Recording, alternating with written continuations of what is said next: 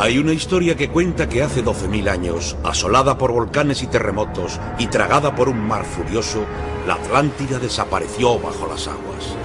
La búsqueda aún hoy continúa, desde ciudades en ruinas de la antigua Grecia hasta civilizaciones perdidas en Bolivia.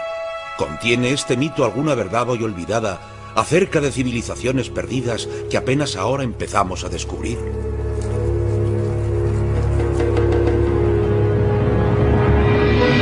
La Atlántida, el continente perdido. En extremos opuestos del mundo, exploradores, arqueólogos e historiadores persiguen el rastro de la Atlántida. En Sudamérica se exploran tierras que una vez fueron el hogar de millones de personas y ahora están despobladas. En Grecia y Turquía se investigan ciudades destruidas por catástrofes y guerras. ¿Por qué buscan en partes del mundo tan distantes entre sí y persiguiendo una meta tan controvertida? ¿Y qué tiene la historia de esa civilización perdida que les empuja a seguir adelante? La historia de la Atlántida empieza entre las pirámides. Sacerdotes egipcios hablaron a un viajero, hombre de estado griego, acerca de una nación que había existido 10.000 años atrás, una nación más avanzada que Egipto y más poderosa que ninguna otra conocida. Cuando aquel hombre de estado volvió a Grecia, contó la historia de la Atlántida a su familia, que la fue pasando de generación en generación, hasta que su sobrino segundo, Platón, la escribió en el año 650 a.C. Por entonces Platón era uno de los filósofos más eminentes y su autoridad aseguró que la historia perdurara en el tiempo. Nuestras crónicas cuentan cómo luchaste contra el poder arrogante que avanzaba por el Atlántico, contra toda Europa y África. La nación era del tamaño de África y Asia juntas. Sus habitantes construyeron grandes puertos y embarcaderos, y revistieron los muros de sus palacios con oro y plata. Después violentos terremotos golpearon. En solo un día y una noche, todos los hombres fueron tragados por la tierra, y la isla de la Atlántida desapareció engullida por el mar. Peter James es un historiador y escritor que está escribiendo sobre la ciudad perdida. Para él, la Atlántida es un enigma. ¿Inventó Platón una fábula para prevenir contra la corrupción y la avaricia? ¿O en verdad existió la Atlántida? Eso es lo que Peter pretende averiguar. Su búsqueda empieza aquí, en el hogar de Platón, Atenas. En algunos aspectos podemos ver a Platón como un charlatán y un excéntrico. Estaba muy insatisfecho y desilusionado con la política. No le gustaba el mundo en que vivía, de modo que miró atrás para encontrar la Atenas idealizada de tiempos pasados. Atlántida, esa es la pregunta clave. ¿Tenía realmente una fuente de información o fue todo una invención suya? Yo creo que tenía una fuente real y eso es lo que intentamos rastrear. Yo enfoco la búsqueda de la Atlántida de otra manera. Hay que entenderlo como una pieza literaria o un cuento popular. La única forma en que podemos hacerlo es investigando los mitos del Mediterráneo para intentar encontrar algo similar. El viaje de Peter James le llevará desde Atenas a través del mar Egeo hasta una ciudad en ruinas que fue una de las más famosas de la antigüedad. Su compañero es un arqueólogo griego. En esta costa ocurría todo en tiempos de la antigua Grecia. Básicamente así es. Por completo, no cabe duda. Y Troya ahí delante. Troya. Troya será su próxima parada. Ahora entran en aguas turcas. En otro tiempo, la antigua civilización griega se extendía por toda Grecia y Asia Menor. Las ruinas de Troya se encuentran junto a la costa en el noroeste de Turquía. En el siglo 8 a.C., el poeta griego Homero escribió sobre la ciudad y su terrible guerra en su poema épico La Ilíada. Pero durante siglos se pensó que Troya, al igual que la Atlántida, era un lugar de ficción. Pero la ficción se convirtió en realidad gracias a los descubrimientos de un arqueólogo. Este hombre fue un inconformista, un hombre de negocios alemán llamado Heinrich Schliemann, que había ganado millones en empresas aventureras desde la fiebre del oro en California hasta la guerra de Crimea. Empleó su enorme riqueza en poner en marcha la mayor excavación acometida hasta entonces. Estaba convencido de que Troya había existido realmente y había sido incendiada en una guerra con los griegos. Usando el texto de Homero como guía, Schliemann partió en busca de la ciudad perdida. Sus contemporáneos creyeron que estaba loco por dar verosimilitud a la historia de Homero. Pero su apuesta dio frutos. Descubrió una gran ciudad. Schliemann estaba interesado en algo más que restos arqueológicos. Su obsesión era encontrar pruebas de Helena de Troya, la belleza griega cuyo amor adúltero con el hijo del rey de Troya había llevado a la ciudad a la ruina. Cuando casi había perdido la esperanza, un resplandor metálico sobre un muro de piedra le condujo al tesoro soñado. Extrajo vasijas de plata, armas de bronce, pendientes de oro, exquisitos collares y casi 9000 anillos de oro. Fue uno de los hallazgos arqueológicos más ricos encontrados hasta entonces.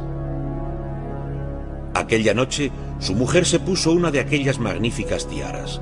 Schliemann estaba convencido de que eran las joyas que una vez había lucido Helena de Troya. Hoy, el descubrimiento de Schliemann se ve como un cambio radical en la arqueología y demuestra que se puede partir de leyendas en la búsqueda de lugares reales.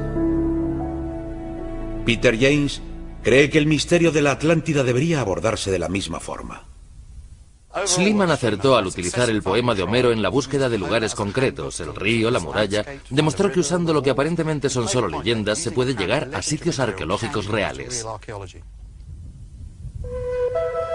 Hay otra teoría especulativa más reciente acerca de Troya, que estas ruinas derruidas son en realidad los muros de la Atlántida. Al igual que la mítica Atlántida, Troya se asoma hacia el mar desde una colina fortificada a través de una bella y fértil planicie. Y como en la Atlántida, aquí hubo grandes riquezas y su historia estuvo plagada de batallas crueles. Como la Atlántida, Troya parece haber estado rodeada de una red de vías fluviales. La teoría sugiere que estos canales fueron usados por los barcos para navegar hasta el corazón de la ciudad. Hoy, aquellos canales son usados como senderos que corren casi verticales colina abajo. Peter James comprueba el escepticismo de un historiador local ante la idea de que fueran en su día vías de acceso desde el mar. 3000 años antes de Cristo, hace 5000 años, el nivel del mar era 1 metro más alto que ahora. Incluso si fueran 2 metros, 3 metros, este lugar no habría estado bajo el mar por aquel entonces. Tal vez quisieron sacar el agua del pantano. Esta zona era pantanosa y trataron de drenar hacia el mar.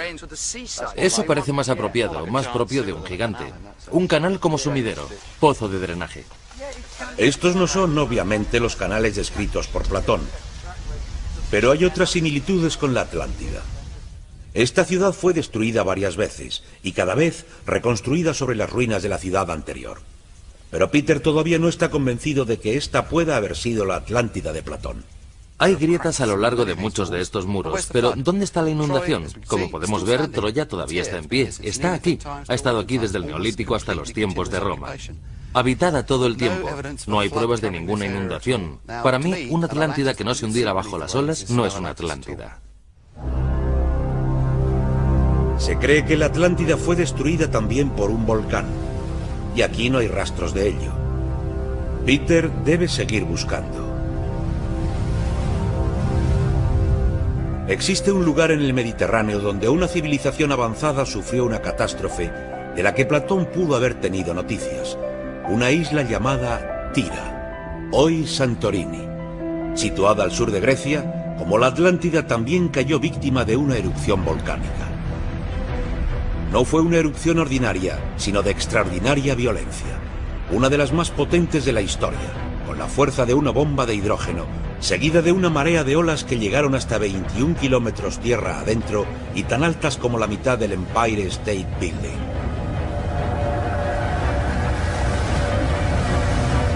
Restos de sus cenizas se han encontrado en lugares tan remotos como China, Egipto, California e incluso sobre la capa de hielo de Groenlandia.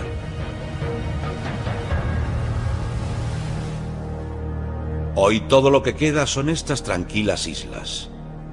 Pero Tira fue una vez mucho más extensa y parte de una civilización avanzada llamada minoica. ¿Pudieron los minoicos de Tira haber sido los habitantes de la Atlántida?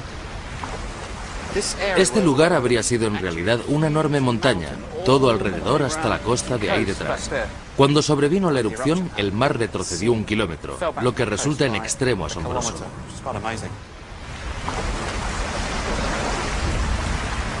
En 1967, los arqueólogos hicieron un descubrimiento sorprendente en Tira. Encontraron una ciudad perfectamente preservada durante 3000 años bajo un manto de cenizas volcánicas. Descubrieron exquisitos frescos que mostraban cómo había vivido la gente de Tira, cómo trabajaban y jugaban. Como los habitantes de la mítica Atlántida, los minoicos eran ricos y sofisticados y tenían tiempo para juegos como el boxeo y los toros. Como en la Atlántida, tenían una gran flota de barcos y comerciaban con la capital minoica en Creta y con lugares tan alejados como Egipto. También como en la Atlántida, su mundo se vio aniquilado por una gigantesca catástrofe.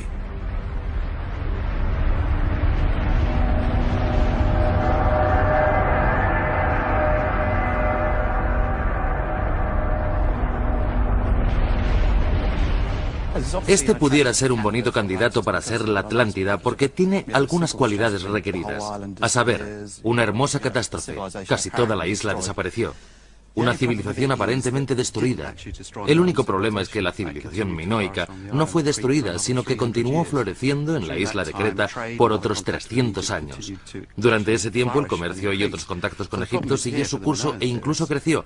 La contradicción sería, ¿por qué contaban los egipcios que la civilización minoica había desaparecido si seguían relacionándose con ella? Tira es candidata para ser la Atlántida, pero no se ajusta exactamente a la descripción de Platón. Existe otro lugar al oeste de Turquía, la ciudad perdida de un rey llamado Tántalo. Peter James cree que debe ser investigado. Me ha traído aquí la lectura de muchos textos antiguos que sitúan la ciudad perdida de Tántalo en esta región. Más concretamente, he usado las guías de Pausaneo, escritor de la antigua Grecia, que nos ayudan a localizar exactamente dónde estaría el lugar. El antiguo historiador Pausaneo describe la ciudad del rey Tántalo como extremadamente rica, pero de gente muy avariciosa, y esto les arrastró a su destino fatal. La ciudad fue destruida por terremotos y asolada por inundaciones. James ha identificado referencias en los libros de Pausaneo que se pueden encontrar aquí.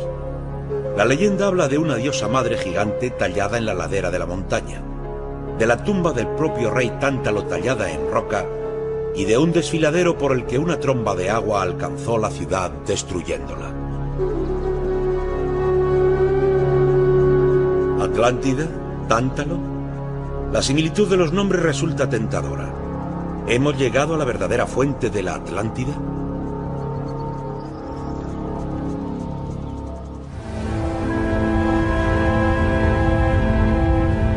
¿Podría ser la legendaria Atlántida la ciudad perdida del rey Tántalo?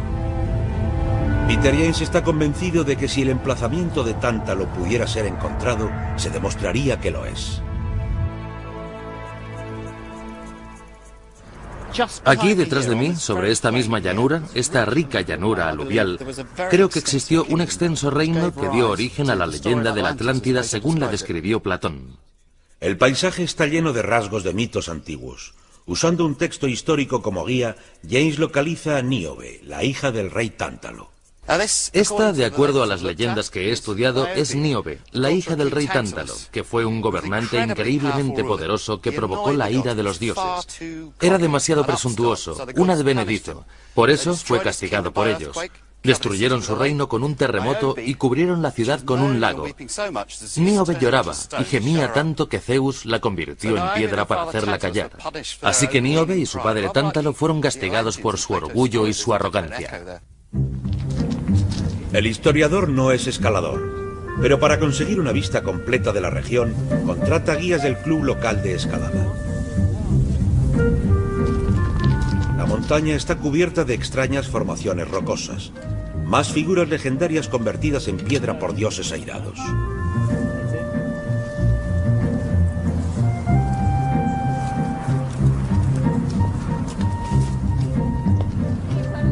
Finalmente, tras una escalada de unos 300 metros, alcanzan la cima.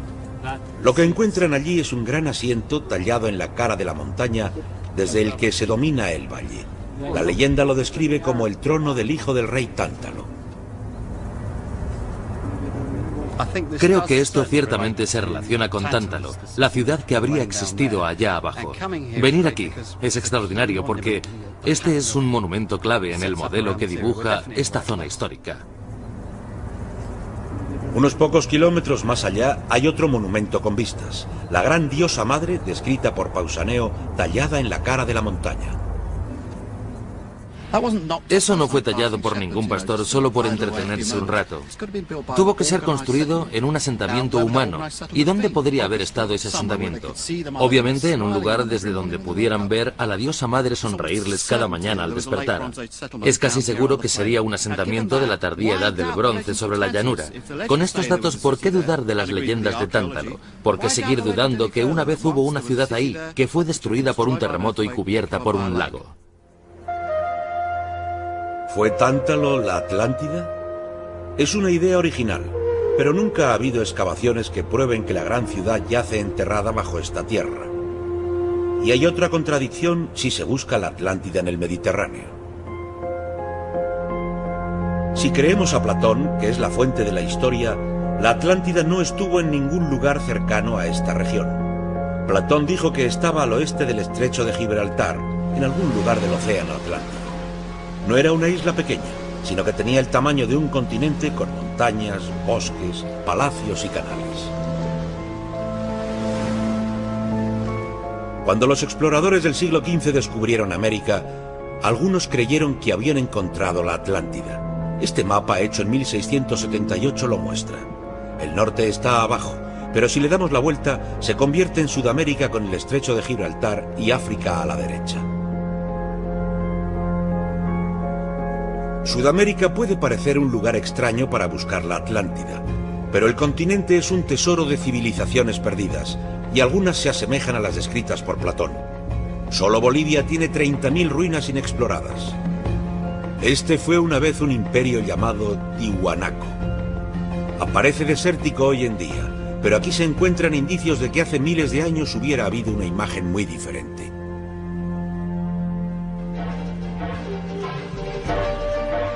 La antigua ciudad de Tiwanaku se encuentra en los escarpados montes andinos, el más alto asentamiento urbano del mundo antiguo. ¿Cómo sobrevivía la gente en estos parajes tan fríos e inhóspitos? ¿Quién construyó estos monumentos y por qué? Este lugar permaneció en el misterio hasta que excavaciones recientes descubrieron algo que nadie sospechaba. El director del Instituto Cultural de Bolivia ha estado intentando casar las piezas. Lo trabajado un 0.4% de todo el ambiente que ocupó la población de Tiwanaku. Aquí seguramente han estado cerca de 300.000 personas viviendo. En otro tiempo esta fue una tierra próspera, pero ahora los habitantes son granjeros pobres y cada vez más escasos. La gente que vive aquí ahora practica rituales poco conocidos en la historia. En la celebración del equinoccio se queman pequeñas ofrendas, amuletos, pieles de animales, monedas preciosas, para atraer fortuna.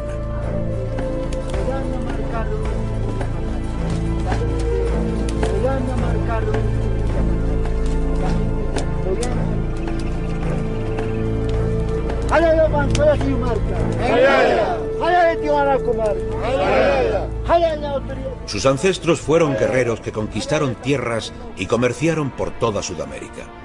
La clase gobernante vivía en la ciudadela, mientras que la mayoría de la población vivía fuera de las murallas. Los edificios están cuidadosamente alineados con el sol y las estrellas, a modo de calendarios de tamaño monumental. Pero el mayor misterio para los arqueólogos persistió. Si este fue un imperio tan grande, ¿cómo sobrevivía la gente en esta tierra tan árida? Hasta hace 10 años, los arqueólogos creían que Tiwanaku solo era un lugar ceremonial. Después, fotos por satélite revelaron la verdadera extensión del asentamiento. Las fotos mostraban una red de canales y terrazas. Los arqueólogos que trabajaron aquí empezaron a reconstruir el rompecabezas. Nicole Couture era uno de ellos. Pasó 7 años aquí estudiando los restos. Cuando los arqueólogos reconstruyeron los terrenos y canales, se asombraron al descubrir 10 veces más variedades de cultivos de los que los granjeros modernos siembran hoy en día. La agricultura antigua era sencilla pero ingeniosa. Esta es la plataforma de plantación. A cada lado hay canales que habrían regado las plantas, pero que también las habrían mantenido templadas, tanto las raíces como los tallos, mitigando de esta forma el efecto de las heladas, que representan un peligro aquí arriba, en este ambiente frío y seco. En la antigüedad, los cultivos se hacían sobre elevaciones del terreno rodeadas de agua.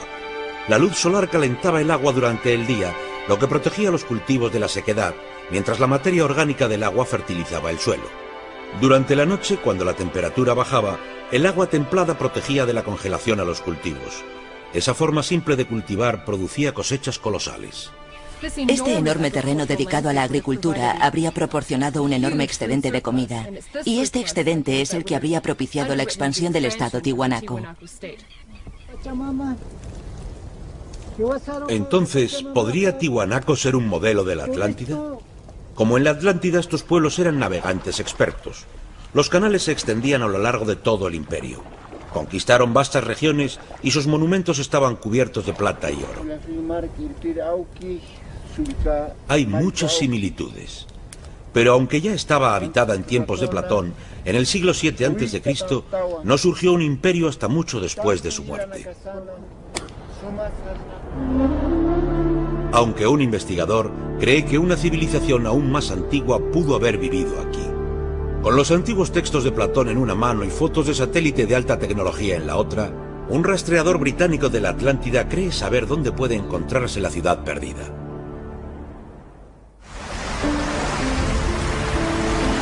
La búsqueda de la ciudad perdida ha obsesionado a escritores y exploradores durante siglos.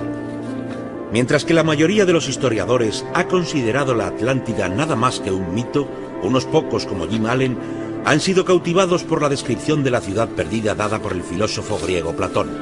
Jim Allen es uno de los que creen que para encontrar la Atlántida hay que seguir la descripción de Platón al pie de la letra. En el centro del país había una planicie rectangular que medía 3.000 por 2.000 estadios. Grandes canales traían a los barcos desde el mar hasta el centro de la ciudad. Había templos cubiertos de oro y plata, y los volcanes rodeaban toda la región. El trabajo de Jim Allen siempre ha prestado gran atención a los detalles. Fue fotógrafo de reconocimiento experto para la Royal Air Force. Jim ha usado fotografías aéreas para localizar lo que él cree que es el emplazamiento de la Atlántida. Y ahora cree que la ha encontrado en Bolivia. Platón dice que a mitad de camino, a lo largo del lado más extenso del continente, había una llanura, y es donde encontramos el altiplano boliviano. Este es el lugar donde Jim Allen piensa que está enterrada la Atlántida. El área entre el lago Popo y el lago Titicaca fue una vez un gran lago que cubría toda la planicie. Aunque Allen cree que Sudamérica fue en realidad la Atlántida, los geólogos saben que todo un continente no puede hundirse. ¿Qué pasa entonces con esa parte del relato de Platón? Mi teoría es muy simple.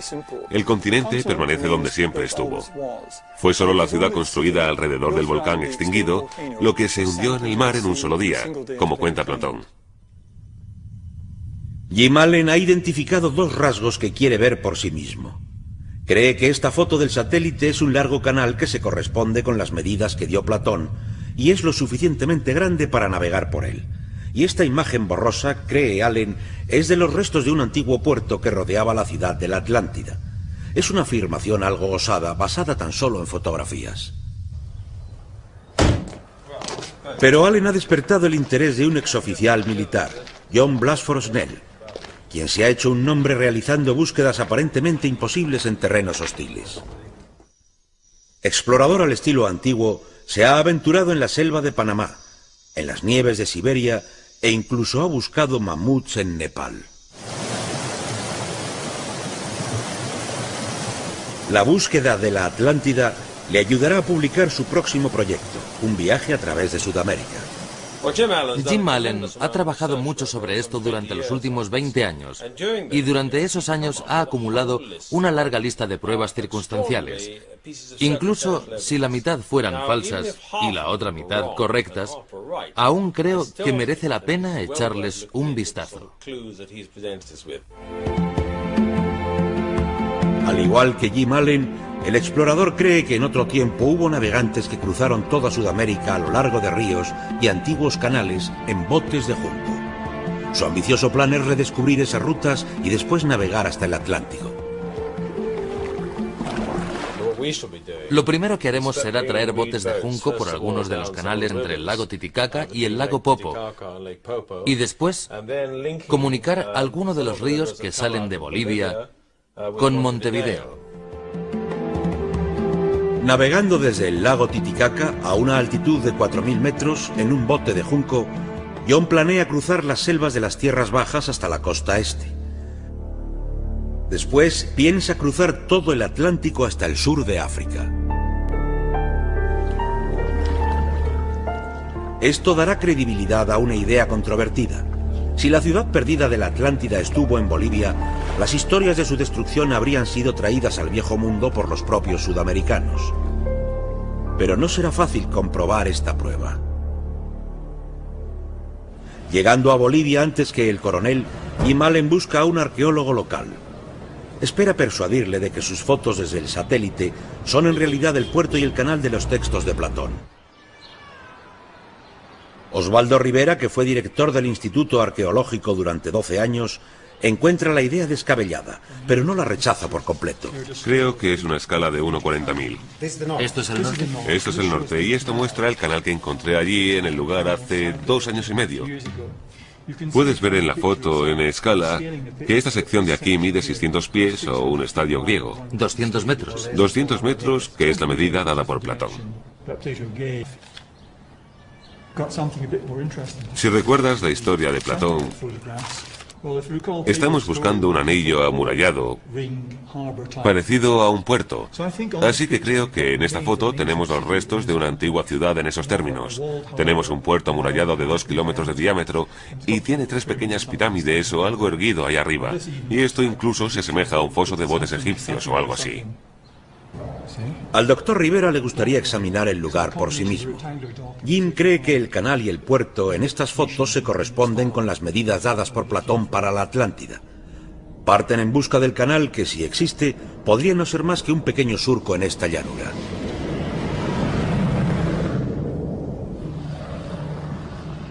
Mientras tanto, el coronel ha llegado con su equipo para cargar los botes. Pero la suerte parece estar ya en su contra. No ha llovido en meses. El río casi ha desaparecido, pero el coronel decide seguir adelante.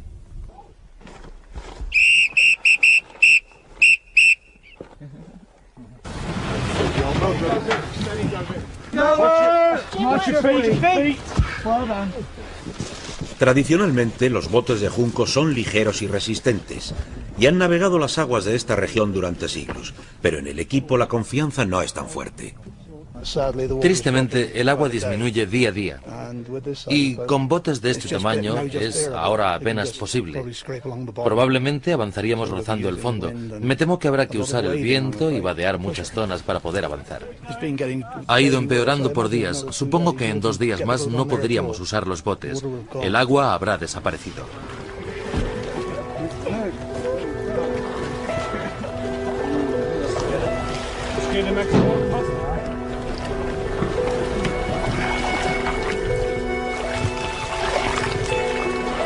Mientras el coronel y sus hombres intentan navegar por un río que va desapareciendo, Jim finalmente encuentra el lugar que estaba buscando y parte para medirlo con la ayuda de un miembro del equipo del coronel.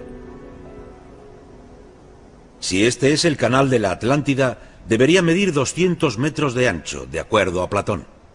Así que bajaremos y encontraremos esa distancia de 200 metros. La mediremos, dibujaremos un perfil y comprobaremos el ángulo.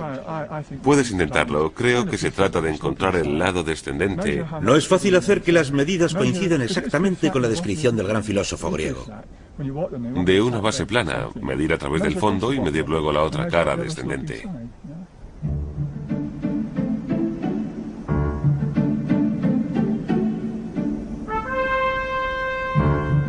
¿Podría esta pista poco profunda de varios cientos de metros ser realmente un antiguo canal? Platón dijo que el canal era increíble y que debía ser tan ancho como establece la narración. Pero debemos informar de lo que oímos. Su anchura era de un estadio. Por supuesto, un estadio griego medía 200 metros. Aquí mide el doble de ancho. Y si este paisaje fue trabajado por la mano del hombre, debieron hacer falta muchos miles de trabajadores para construirlo. No hay rastro aquí de una población tan grande. Sin señales de lluvia, el coronel sale en busca del lago Popo, que debería ser alcanzado en un mes. Pero lo que creyó que sería un lago resultó ser un desierto, y parte de un mar interior donde Jim Allen piensa que se hundió la Atlántida miles de años atrás. No hay mapas ni señalización para encontrar el camino. Estoy desconcertado. Sobre esa ubicación hay un... En otras palabras, nos hemos perdido. Mientras el coronel intenta reorientarse, Jim lleva sus fotos aéreas 250 kilómetros más allá, al sitio de su antiguo puerto.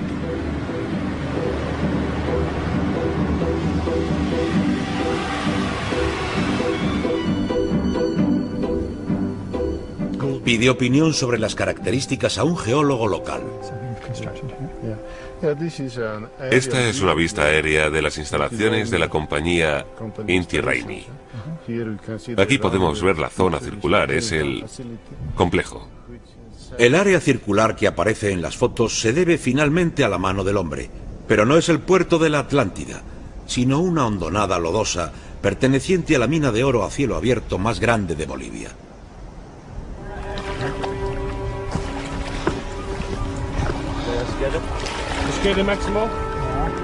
Los botes de junco del coronel tampoco están teniendo mucho éxito. El coronel no pudo predecir que lo que una vez fue un río ancho de fuertes corrientes casi ha desaparecido a causa de la sequía.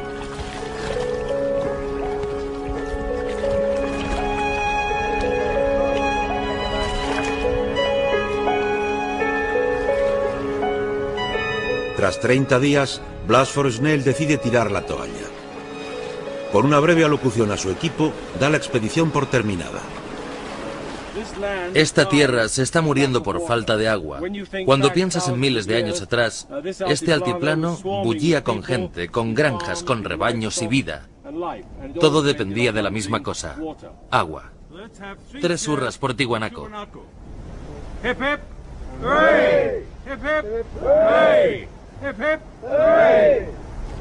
Las palabras del coronel apenas ocultan su frustración. El equipo había estado guardando las tracas para celebrar la victoria. Ahora es el momento del whisky. La Atlántida les ha esquivado. Después de pasar 20 años absorbiendo mapas para encontrar la Atlántida, Jim Allen no está preparado para abandonar la búsqueda. Continúa en la desolada planicie de las tierras altas. Otro día, otro lugar. Aun delante de la evidencia de una tierra vacía, Jim cree que la ciudad perdida de la Atlántida será algún día encontrada aquí, y que se ajustará perfectamente con la descripción hecha por Platón. Originalmente Platón dijo que el emplazamiento de la ciudad había sido una montaña baja en todas sus caras, y eso es exactamente lo que tenemos aquí. Y si excaváramos el canal interior y el canal exterior, podríamos recrear la ciudad de la Atlántida. No parece probable que nadie vaya a seguir el consejo de Allen, aunque los exploradores británicos no parecen andar muy desencaminados en su búsqueda, porque en otra parte de este continente, pruebas sorprendentes de una antigua civilización que desapareció están a punto de salir a la luz. ¿Pudo ser esta la Atlántida?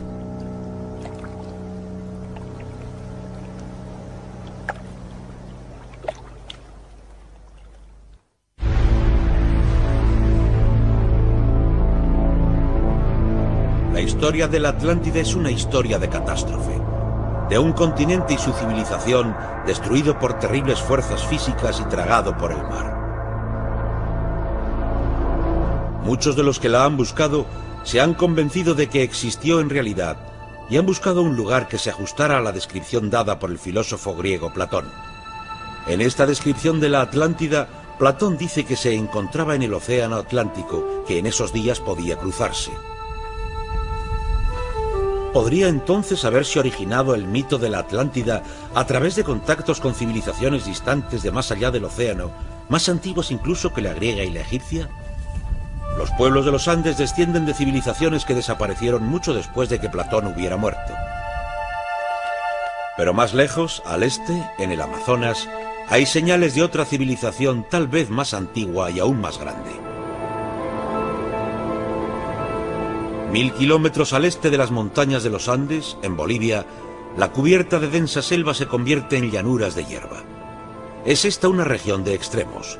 Cada año, con las avenidas, la gente debe abandonar sus hogares. La otra mitad del año la región es completamente seca. No parece un lugar adecuado para una civilización perdida, pero en 1962 un estudiante americano persuadió a un piloto de las aerolíneas bolivianas para desviarse sobre esta región. Lo que vio le dejó sin respiración. Todo el paisaje se convirtió de repente en plataformas y cerros y estructuras que podían ser canales o calzadas. Fue espectacular para mí y el momento más grande de mi vida, porque sabía que esas no eran formas de la naturaleza. Lo que Denevan vio en la Amazonia profunda fueron campos circulares y elevaciones de tierra. Lagos cuadrados y líneas rectas que se extienden por cientos de kilómetros. Me volví loco saltando por todo el avión, corriendo de ventana en ventana, inclinándome sobre los pasajeros, tratando de tomar fotografías de estas estructuras fantásticas de las que nunca había oído hablar. Denevan estaba convencido de que debía tratarse de alguna forma antigua de agricultura, y fue uno de los descubrimientos más importantes del siglo. Yo dije, este es un sistema prehistórico desconocido de agricultura en el Amazonas, que ya no existe hoy.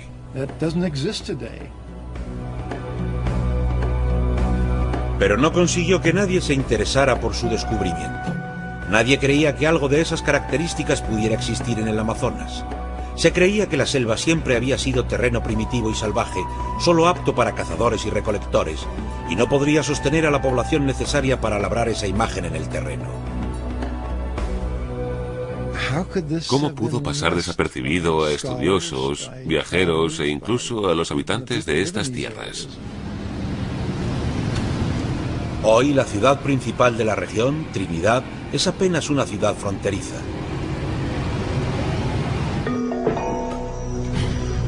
Pero un pequeño grupo dirigido por un arqueólogo local no pudo resistir la tentación de averiguar algo más sobre las tierras que les rodeaban.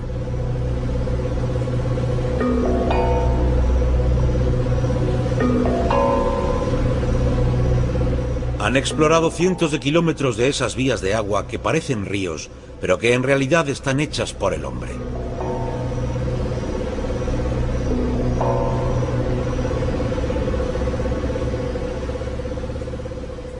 Han recopilado cerámicas encontradas por granjeros en sus tierras. ¿Para qué servían? ¿Quiénes eran estas gentes? La prueba del carbono establece que algunas reliquias tienen alrededor de 7000 años de antigüedad.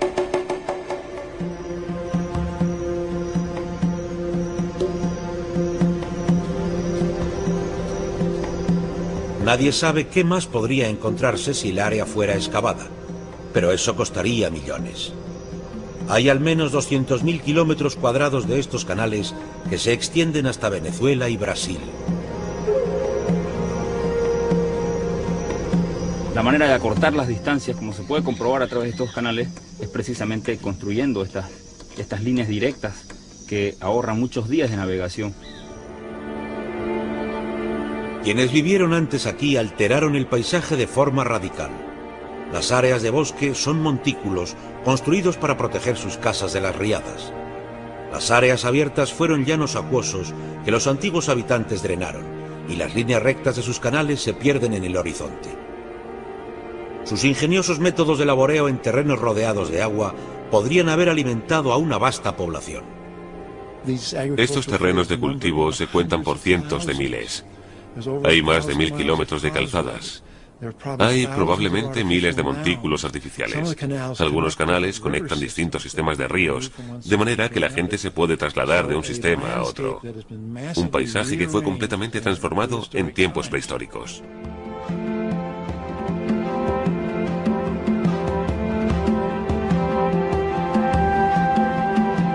Esta fue una de las regiones más inhóspitas del mundo, domesticada por lo que debió de ser un colosal número de personas que por alguna razón desapareció casi completamente. Algunos historiadores hablan de al menos 50 millones, o incluso tal vez 100 millones o más, para el hemisferio antes de la llegada de Colón. Reducidos a 7 u 8 millones hacia el año 1650. Un tremendo declive, uno de los peores desastres demográficos del mundo.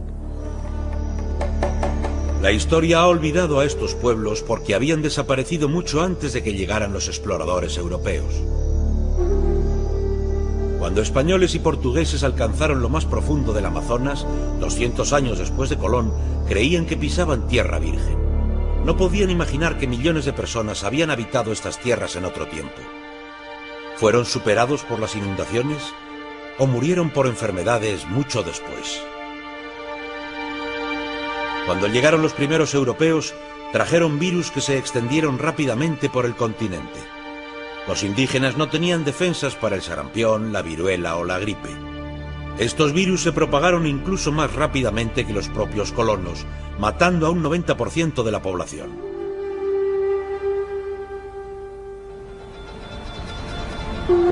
¿Pudo esta civilización que habitó gran parte de Sudamérica ser la inspiración para la Atlántida de Platón? Nadie sabe exactamente cuándo desaparecieron, pero existieron desde al menos hace 7000 años. El continente comparte muchas similitudes con la historia de Platón. Grandes mares rodeados de montañas, llanuras, selvas, canales y grandes edificios. Lo más importante, aquí hubo gran riqueza de minerales y más oro y plata del que jamás haya sido encontrado. Estos mineros ancestrales extrajeron suficiente metal precioso como para pagar las conquistas españolas. Pero si este continente fue la Atlántida, ¿cómo llegaron noticias de su existencia hasta Platón miles de años antes de Colón? ¿Podrían navegantes de Sudamérica haber surcado aquellos mares?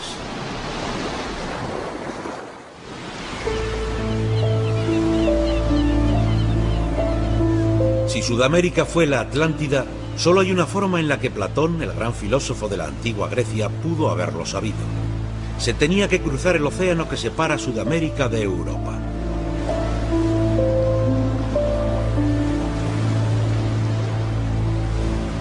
¿Pero era posible hace miles de años la navegación oceánica de larga distancia?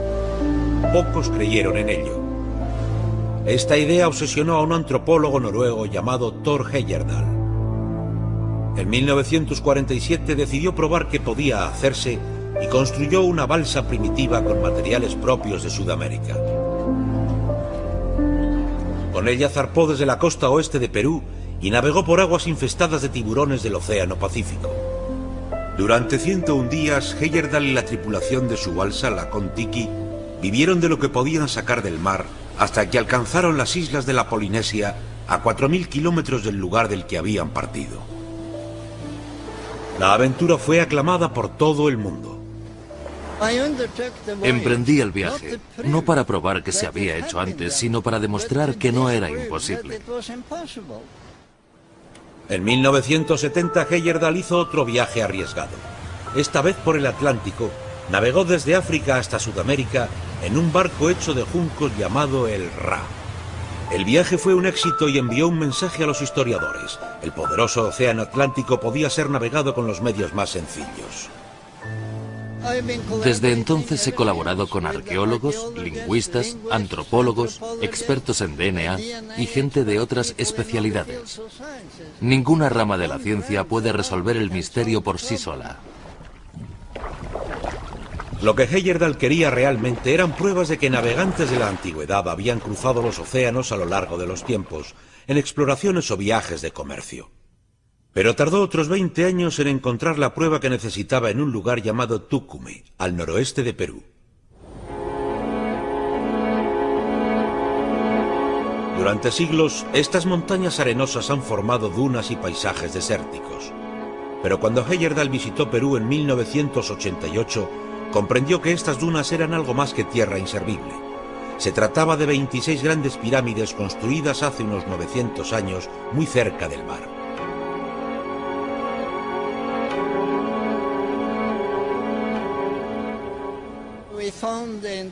En Tucumé encontramos lo que los arqueólogos habían estado buscando por todo el Pacífico durante casi 100 años.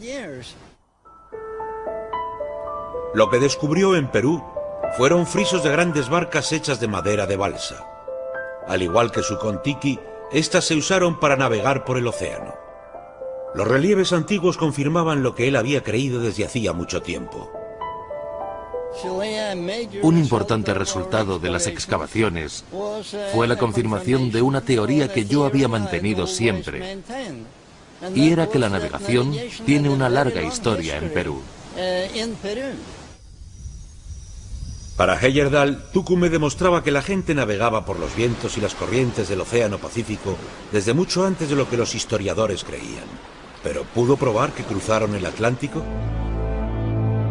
En 1992 encontró pruebas al otro lado del océano. Mientras visitaba Tenerife, en las Islas Canarias, al noreste de África, Heyerdahl leyó acerca de una ciudad construida alrededor de una misteriosa plaza con antiguas estructuras de piedra. Nadie sabía por qué la plaza no había sido tocada por los que construyeron la ciudad alrededor de ella.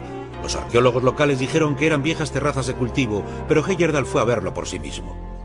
Lo primero que sentí fue asombro. No me hubiera sorprendido encontrar algo así en México, porque es allí a donde pertenece. Pero encontrarlo aquí en medio de una ciudad y que nadie antes lo hubiera notado, me maravillaba. Este era un descubrimiento sorprendente.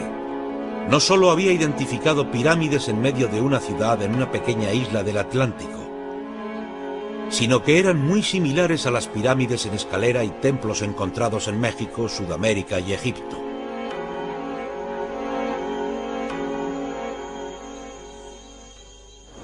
Escaleras sobre la cara oeste conducían a una cima plana que pudo ser usada para ceremonias y adoración al sol. Están alineadas con los movimientos del sol y la luna. Esto era suficiente para confirmar lo que Heyerdahl siempre había creído, que hay una conexión entre los antiguos constructores de pirámides del mundo. Entonces, ¿quién construyó las pirámides de Tenerife? Heyerdahl cree que pueblos del norte de África o Egipto primero se establecieron aquí y después cruzaron el Atlántico. Las corrientes que parten de estas islas van directas hacia las Américas. Todas las civilizaciones tempranas, a ambos lados del Atlántico, adoraban al sol. Sería muy tentador seguir al sol para ver a dónde iba. Así que debemos abrir los ojos a la posibilidad de que nosotros, los europeos, no fuimos los primeros en cruzar el Atlántico. En los inicios de la navegación se confiaba mucho en seguir las corrientes marítimas. Siguiéndolas se podía navegar entre las Américas y la Polinesia, y entre el Viejo y el Nuevo Mundo. ¿Podrían las historias de Sudamérica, tal vez entonces conocida como la Atlántida, haber viajado sobre estas mismas corrientes?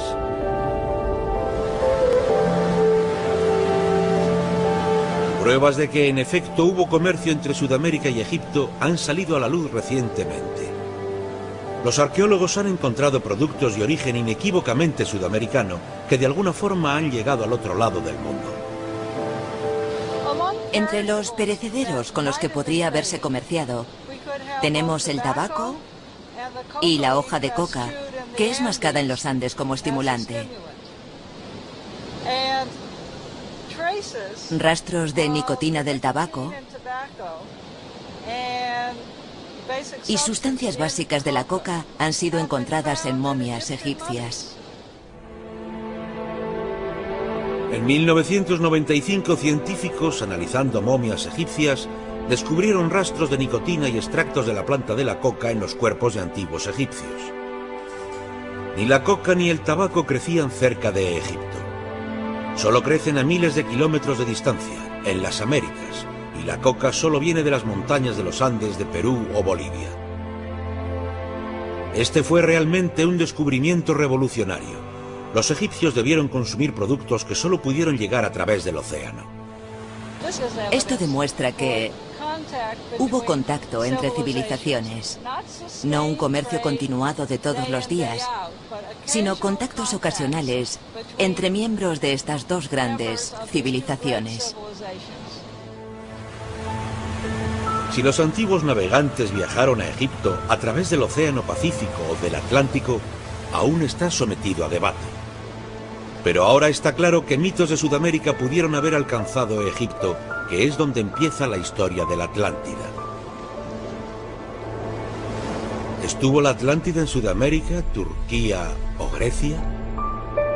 ¿Existió realmente? Más importante que esta vieja historia es la manera en que la búsqueda de civilizaciones perdidas ha motivado a tantos a poner en marcha todo tipo de retos e ideas controvertidas.